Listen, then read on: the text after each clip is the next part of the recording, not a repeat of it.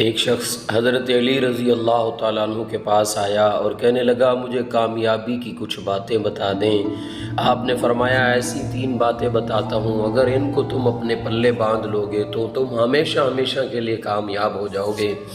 और फरमाने लगे, सबसे पहले अपने आप को तू सबसे कम तरीन और घटिया इंसान अगर दुनिया में समझने लग जाए तो तुझे अल्लाह ताला हमेशा हमेशा के लिए बुलंदियाँ अता फरमा देंगे। और दूसरे नंबर पे फरमाया, सबसे कामयाबी का राज ये है कि तू अपने आप को जाहिल समझ, इसलिए कि जब तू अपने आप को जाहिल समझेगा तो तेरे अंदर जुस्तजू रहेगी कि तू अच्छे से अच्छे किसी चीज़ को जाने।